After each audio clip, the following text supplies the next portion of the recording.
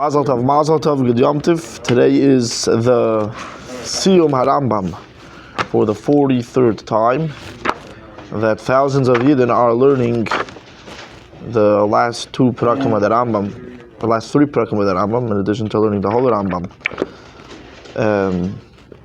The Rebbe would speak today, I'm saying the day that he finished the Rambam, would give, say, a Hadran, make a pulpul on the end of the Rambam, usually on the last halacha of the Rambam, and this sefer is on the last two prakim of the Rambam, and many things from this sefer is taken from things that the Rebbe said by the Sumi Rambam. We mentioned yesterday that the Rambam in Hilchas Tshuva also speaks about Mashiach, and over there the Rambam also brings the pasuk Kimola ha'oretz deyas Hashem kamayim liyot machasim. And over there in Hilchas Tshuva, the Rambam does not bring the last three words kamayim liyot machasim. Only the last halacha, the Rambam does bring the last three words Mola ha'oretz deyas Hashem kamayim liyot machasim. So the Rambam is obviously medayik, is precise in his lashon.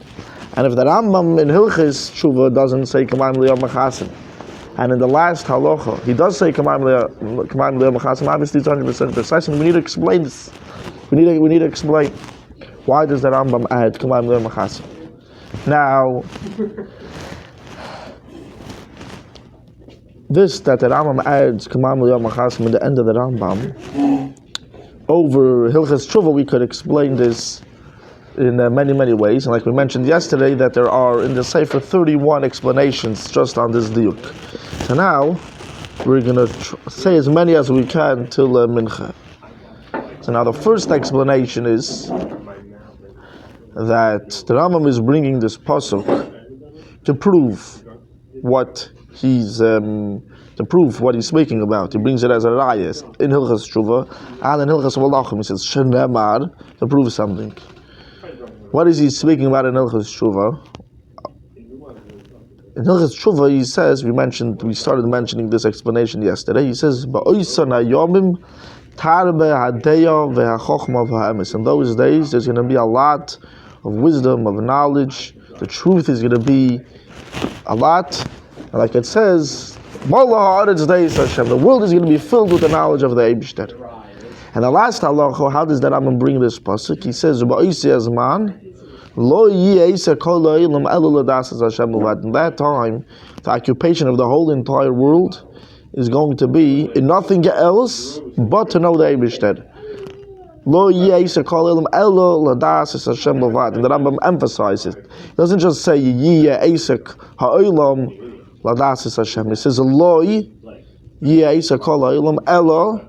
Ladasis Hashem bilvat. Like Tosfos says in Menachos, that whenever it says Lo Ella, it's Likuva. When it says Lo Ella, it doesn't mean only, okay, so this is the way it could be, and if you don't end up doing it this way, you can also do it a different way. When you say Lo Ella, means it's this way and this way only. There's going to be absolutely nothing but to know the Eibishter. And the Rambam adds, in addition to Lo Yesa Kolam Ella Ladasis Hashem, he adds also bilvat, which means, what's this explanation? We was already mentioning it. We'll already mention what's this double diuk. Lo Yesa Kolam Ella Ladasis Hashem bilvat. So, in Limud HaTorah, there is many ways. First of all, you can say that everyone's going to be busy in knowing the Eibishter. But in knowing the Eibishter himself, busy learning, a person could be learning in order to know what to do. Leidas ha'maisa sheriyasun. A guy could be learning for another purpose. Obviously, when the Rambam is saying Lo Yesa Kol Elam Ala Ladasis Hashem, so people are, everyone's going to be busy to know the Eibishter, but maybe they're going to be doing it for some other reason. Also, to know what to do, going to be busy learning Torah for another purpose.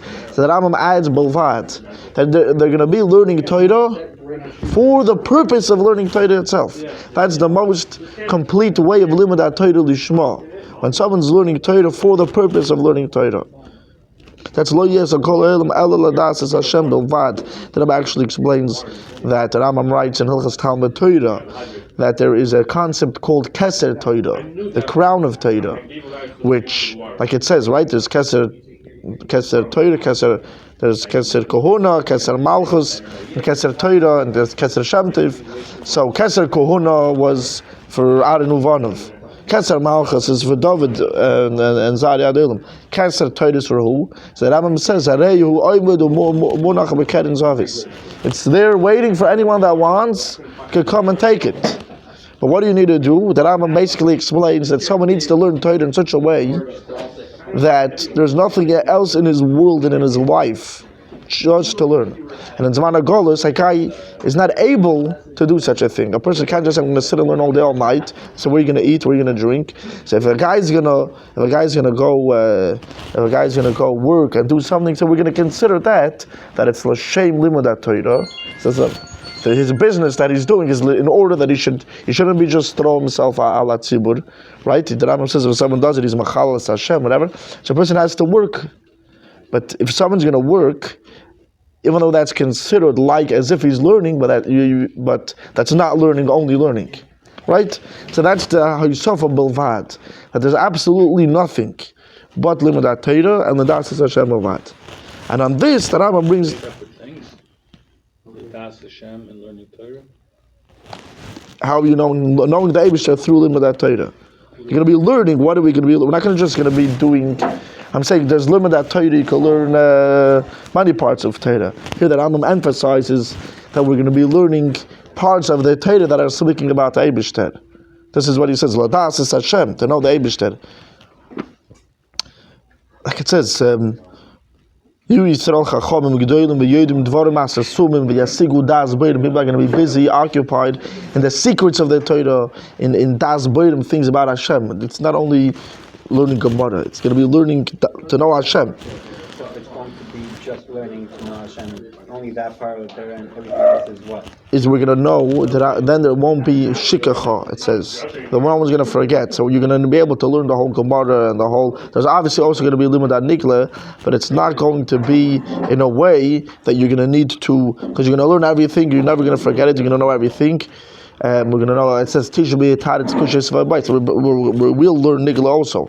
But the Asik is going to be L'das Hashem Milvad. This is what the Rambam says. Then, and on this, the Rambam brings a pasuk. Shenamar, Ki Mola Ha'oretz Deis Hashem K'mayim L'yom B'chasim. What's the difference between Mola Ha'oretz Deis Hashem and K'mayim L'yom B'chasim? Let's first explain that. So you could have a cup and fill the cup up till the top. But the cup stays a cup. The cup doesn't the cup doesn't get destroyed. It's not that there's no more cup over here. There's still a cup. You see the cup could be right over here. And if I'm going to take this cup and throw it in an ocean, I'm not going to see the cup. I'm not going to see anything but the water. In Hilchas Shuvah, the Rambam just says, Mala ha'aretz deis Hashem. The world is going to be filled with the knowledge of Hashem. Which means the world is still going to stay Metzius, it's going to still stay its existence, it's still going to be its own entity, but this world is going to be filled with the knowledge of Hashem. And that's what the Rambam says. The Rambam says, in those days, that's what he writes in Hilchas Shuvah. In those days, there's going to be a lot of Deya Chochma and Emes, but the Rambam in Hilchas Shuvah does not write that that's going to be the only thing that people are going to be doing. There could be other things also. But in the last halacha, the Rambam says there's going to be nothing else but to know the Eibishter. And because of that, the Rambam also brings the next three words, Kamayim L'yom B'chasim. Because it's just like when the ocean covers over everything else, you don't see anything else but the water. You don't see this cup. This cup is in the water. You don't see anything but the water. That's why, because in Hilchas Shuvah he doesn't say that's going to be the only thing. He says it's going to be a lot. He says, Malad it's Deis Hashem. But in the last halacha, he says that's going to be the only thing. So therefore he adds the end of the pasuk, Kamayim L'yom B'chasim. Okay, that's a deeper answer, but even before that, there's even a simpler answer that in Hilchas Shuvah, the Rambam is speaking about, or this itself. Why in Hilchas Shuvah doesn't the Rambam speak, the way he says it in Hilchas Malachim, that's going to be the only thing. The answers, so for this itself, there's a few answers. In Hilchas Shuvah means the purpose of the Rambam there is to speak about tshuva, not to speak about Mashiach. But in the last halacha, the end of the Rambam, there's 2 full chapters that the Rambam calls it in old prints. It says Hilchis Melachim or Melchamis Umelach HaMashiach. The purpose of these 2 prakim is to explain what's Melach HaMashiach, what's Yemais HaMashiach. So therefore, he elaborates. He speaks more pratim. In Hilchis Tshuva, he mentions Mashiach B'derech Agav. So therefore, he doesn't get into all the details and every single thing. That's like a simple answer. But in a deeper answer, Rabbi explains that tshuva. What does tshuva mean? Tshuva means that someone did an aveda, he did something wrong, and now he's returning to the Eibishter. When someone is in such a state, in such a level, you cannot mention and speak about the level of Kamaim Layom Achasim, that there's nothing else besides for the Mayim. There's nothing else besides Deis Hashem. Which means you can't speak about this complete bittul. Because that's the idea of tshuva. A person needs to do tshuva. A person's not on the level of Kamaim Le'yom Achasim yet. He can't reach such a high level. Only in the end of the Rambam, when the Rambam is talking about not tshuva, he's talking about Mashiach. So there we can talk about the highest levels of knowing the Eibusha, the way it's going to be when Mashiach comes. That's Kamaim Le'yom Achasim. It's another explanation. Another explanation. Are we to understand? I'm not. Whatever I say, we will all be at that level. Yes, yeah, exactly. I like the Rebbe explains another way. The Rebbe explains the same answer in several different ways. That Hilchas Tshuva is halachas that are beniget as manazet at the time of Golus. The time of Golus, the most someone could understand and grasp, even about what's going to be in Yemais and Mashiach, the highest level is the level of Kamaim, is Mallah Aretz Deis Hashem. You can understand that the world will be filled with the knowledge of Hashem. A person cannot grasp this level of Kamaim Le'yom Achasim now. You can't even, the Rambam, you can't even write about it in Hilchis Tshuva. Because it's halachas that are, he mentions Mashiach, the way it's connected in regards to this world, the way it's the Managos. But Mashiach, in the last 2 prakim, the Rambam is writing about Mashiach, B'yachas to Yemais Mashiach. Like in simple words, he's writing as if when your Mashiach is going to come, you're going to open up the Rambam and you're going to learn it then, Kiviyachol. So when you're talking about Mashiach, the way it is, for real, not only the way it's tracked as Managos, then you could talk about the way the highest levels of knowing the Eibishter, that this is going to be, you're going to be totally covered over with the water, you're going to be totally, bottled, totally nullified to knowing the Eibishter. You won't see nothing else in the whole world besides for knowing Hashem.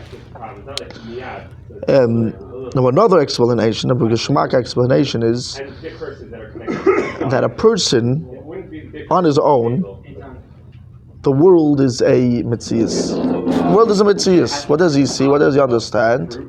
What do you see? The world. The Eibishter is considered like a chiddush for a person. A person on his own, what does he see? He doesn't see Hashem.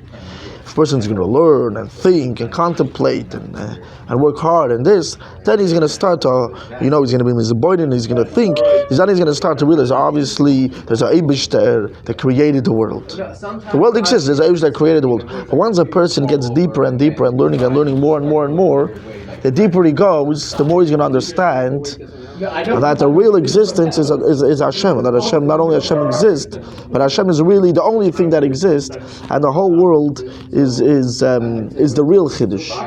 The Eibishter was here before the world was created. The Eibishter is the real Metzias. The whole Chiddush is that there's a world.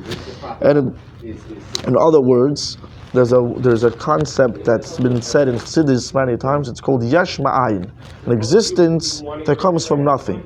That's the way a person starts off. That he's a Yesh, he's an existence, and he comes from where? From Ayin, from nothing. That's the way. What's the Eibishter for him? Ayin. He can't understand the Eibishter, so he just calls it Ayin, like something from nothing. But after someone learns and learns and learns, he realizes that it's really the other way around. That the Eibishter is the real Yesh, the real existence, and the world and everything is the Ayin. In other words, also it's said there's Olumis Bepshitus, Velukuz Bez Chachus. The world is a simple thing that exists, and a Lukus, the Eibishter, is a Chiddush. But after someone learns and learns and learns, he comes to the knowledge that it's the other way around. That the Elokus b'pshitus, Hashem is the simple thing that exists, and the world is the Chiddush. Now, what makes the difference? The amount a person learns. The more he learns Torah, the more he learns about Hashem, it's going to change his hashkof. It's going to change the way he looks at things. So now, the Rambam. Think today. Right, that's what I'm saying. They don't have like the retail value is not like the same as a mango tree. Just on his own, you grow up, you go out in the world. You think a person on his own will come to realize that there is a. Oh, Eibishter? Yeah. And his own with no, like what, just being a dummy. I'm just living life. Just gets a. I don't think so. He would need to learn. That's the whole part of learning Chassidus, learning this, because a person to speak about the Eibishter, to learn these things. A guy's not going to think. So Avraham Avinu was smart. He was a genius. He wasn't a regular guy. He was a genius. So he looked at the sun and he said, "Well, there has to be someone moving the sun." So yeah, it could be people are going to end up seeing this divine providence. They're going to see things happening to them. They're going to see all these things. They can't say this can't be that it's just happening on its own. People are going to, it could be. Yeah, people are going to be mizboinin a lot. Not just live life, just wake up, go to sleep, and move on. The guy's going to look around the world, see nature, see this. He's going to say there has to be a creator for all of this. All this can be just boom, made on its own. But a person on its own just is not going to chop it. He needs to think. He needs to work hard. He needs to do something. So yes, you need the Torah to come to this to really chop the Eibishter. They know that there's Hashem. They know the Eibishter is. They know the Etzem of Hashem, but they don't know. They don't think that the Eibishter is the only existence. They don't come to chop the way things are for real. That really the world is the Chiddush, and Hashem is always here. That you can't get without learning Torah. That's the real hashkafa that Torah is going to give you. That the world is the Chiddush. The Eibishter created the world. Not that the world created the Eibishter or whatever. These people, the Eibishter, they chab the Eibishter from the world. From looking at the world, they're going to chab there's the Eibishter. So what Eibishter do they know? The Eibishter that created the world. They know the part of a lakus that has to do with creating a world. Like Chassidus explains, that's called Mamali Kol Alm, the level of Hashem that created the world. But then, to know what Hashem is on his own, that's nothing to do with the world, B'chlal. The Etzem of Hashem, they're not going to get that from just looking around the world. Yeah.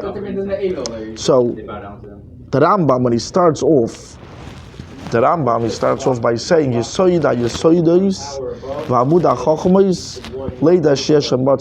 foundation of all foundations and the pillar of all wisdoms is to know that there's the first existence. There's the Eibishter, the first existence. You need to know the Eibishter. Now, that the Hashem exists. Now, he says this idea of knowing the Eibishter is what? Is a yosoid, a foundation. Where is a foundation found for a building? It's found on the bottom of the building, under everything. And everything else is on top of it, covering it. What does the Rambam write in the end of the Rambam? That in what way will Yedias Hashem be? Not only it's not going to be something that's under everything and covered, but this is going to be the only thing. It's going to be machasim, kamayim layom machasim, just like the ocean. The water covers over the ocean. Yedias Hashem, Mola Ha'aretz Teis Hashem. The whole world is going to be filled with the knowledge of Hashem, and the knowledge of Hashem is going to cover over everything else, which is seemingly, you see, it's two opposites over here. And also, the Rambam starts off, the Avraham ben Arambam and the Pirush on the Rambam on the side, they say the first words of the Rambam is Yisoida is Vamuda Chochmis, the Rosh Tevis of Shem Hashem, Yud Kei Vav Kei. In the end of the Rambam, he ends off, he says, Mola Ha'aretz Deis Hashem. He says clearly Hashem's name. He doesn't just say it Beremes. So what's the why over here is Yedias Hashem, a foundation under everything, and it's only Beremes, and in the end it's covering over everything, and it's clearly. So the beginning of the Rambam, this is what we're saying, when a person is starting off, when the guy's learning his first halach, he's starting to learn, so for him, the Eibishter, and knowing the Eibishter is a hidden thing. It's a foundation, it's under everything. But after the person learns and learns all 14 books of the Rambam, which the Rambam is Makabitz L'Torah Shabal Peh Kuli. He encompasses, he gathers together all the halachas of the whole entire Torah. A person learns the whole Torah.